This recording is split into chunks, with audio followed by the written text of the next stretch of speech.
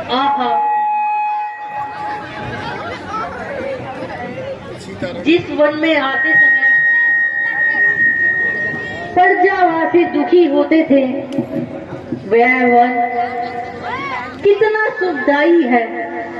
मानो यहाँ की प्रत्येक वस्तु जीवन का रस लेकर आई है। ठीक है प्रिय, मन की कल्पना सब कुछ करके दिखा देती है। इसमें वह शक्ति है जो सुंदर को असुंदर और असुंदर को सुंदर बना देती है। यही तो कारण है नाथ। कुछ लोग तो महलों में भी दुखी रहते हैं और कुछ टूटी फूटी झोपड़ियों को भी अपना स्वर्ग कहते हैं। और इससे भी बढ़कर जब वैराग्य की भावना जागृत हो जाती है तो संसार के सारे वैभव और वस्तु धन संपत्ति निर्मल हो जाती है। विषयों से हटके मन में जो उदासीन हो गया, संसार का समस्त वैभवहीन हो गया। झूठे ही संकटों को मनु झेल रहे हैं। है कल्पना खेल जिन्हें वे खेल रहे हैं।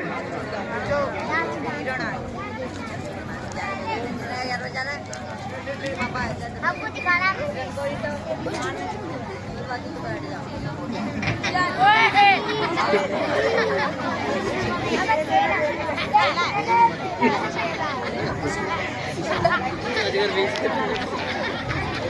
आहा, देखिए प्रभु,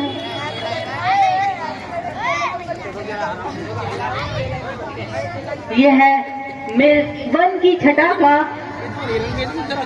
आनंद किस प्रकार उठा रहा है। मानो जीवन की आसारता को भूले जा रहा है। हाँ हाँ, अपनी ही मस्ती में विचरता फिर रहा है। परंतु स्वामी, इसका रंग तो बड़ा ही सुहावना है। यदि ये हाथ लग जाए, मेरी इसे पालने की भावना है। हाँ, है तो बड़ा ही सुंदर। तो स्वामी चले जाइए, जैसे भी हो इसे पकड़ के लाइए। किंतु यदि हाथ ना आया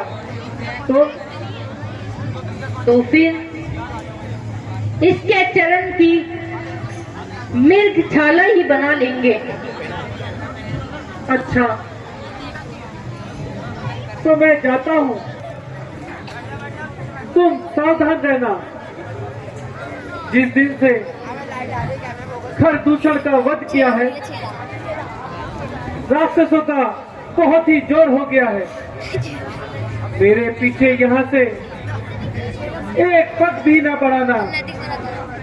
हर प्रकार से जानकी की रक्षा करना।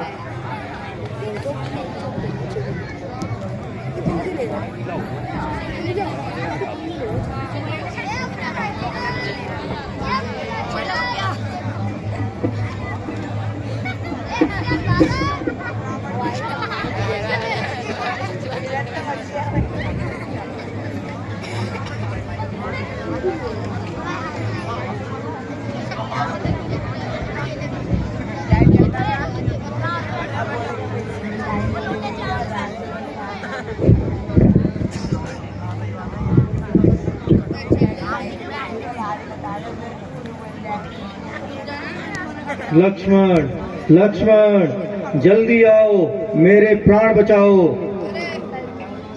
लक्ष्मण, तुमने कुछ सुना? हाँ माता जी, सुना, किंतु यह धोखे की आवाज है।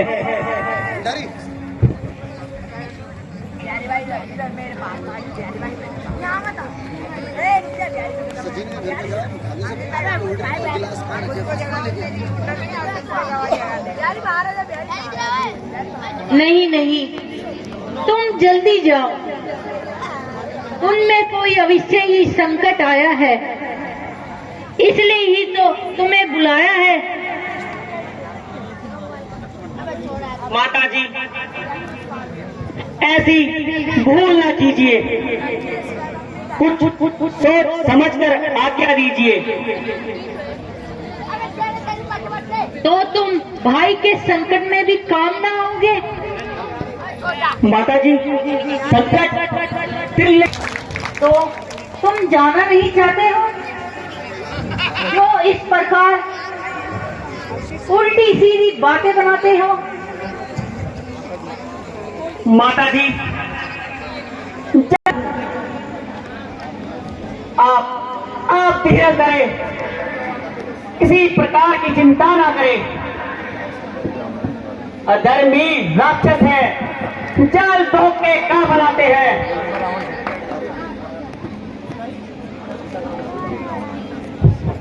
किंतु लक्ष्मण, मेरी दाहिनी आंख फड़क रही है, नेत्रों के सामने बिजली सी तड़क रही है। माता जी, जाओ, तुरंत चले जाओ। माता जी, मैं तुम्हें आज्ञा देती हूँ कि इसी समय पंचकुटी को छोड़ के मिर्ग वाली दिशा में चले जाओ। और आपको अकेले छोड़ दूं?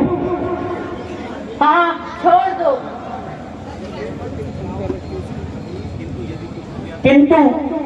किंतु यदि कुछ हो गया तो? लक्ष्मण, अब अधिक बातें करने का समय नहीं है। वार्तालाप तो फिर भी होते रहेंगे। इस समय शीघ्र चले जाओ। क्षमा कीजिए माता जी, आज मैं आपकी आज्ञा का उल्लंघन कर रहा हूँ। ढीठ लक्ष्मण को क्षमा कीजिए। आप समझी पापी लक्ष्मण, मैं तेरे कहने का भाव अब समझी। तूने अवश्य पाप का संकल्प लिया है और मुझे अपनी बनाने के लिए तू अयोध्या से हमारे साथ आया है। परंतु याद रख, सच्चे को झूठ करना कोई खेल नहीं है। सदियों का धर्म हरना कोई खेल नहीं है। गंधर्व धनुष देव जो मिलकर भी आएंगे, सीता को अपने धर्म में मित्र ही पाएंगे। मैं यह क्या सुन रहा हूँ? कैसे पाप का भागी बन रहा हूँ? माता, आंखें फूट जाए यदि बद नजर करूं, और नरकवास पाप का चिंता नजर करूं। करता है दिल में आपको जगदम्बा मानकर चरणों को आपकी पूछता हूँ। सुमित्रा जानकर, सुमित्रा जानकर। बस बस रहने दे, क्यों बातें बनाता है? पाप का चिंतन करते हुए तनिक भी लजाता नहीं।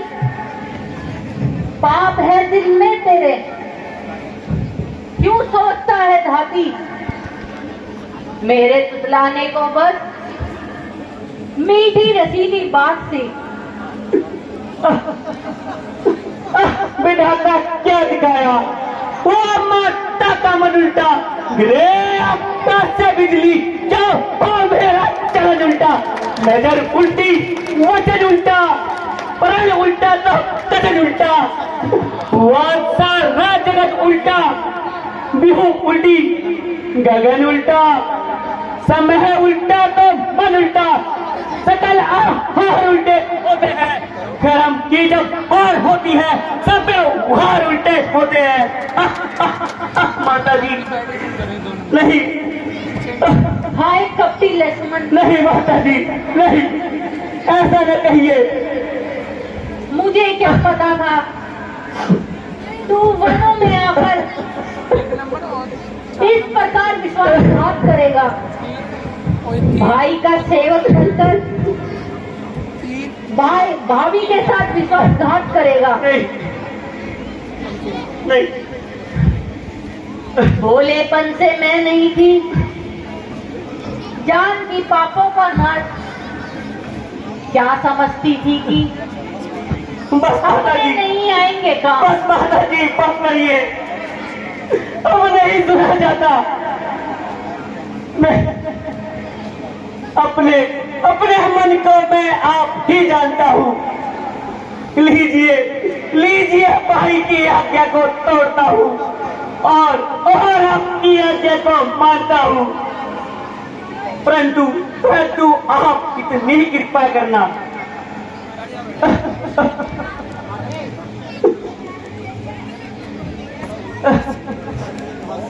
हे पवन देह साक्षी हो तुम, हे पक्षी गवा तुम्ही, मेरी सेवा के नौता के, हे सूर्यदेव मल्हा तुम्ही, आज्ञा पालन करता हूँ, बस इतना है संतोष मुझे, रघुराई यदि उल्लाह न दे, बतला देना निर्दोष मुझे, बतला देना निर्दोष मुझे।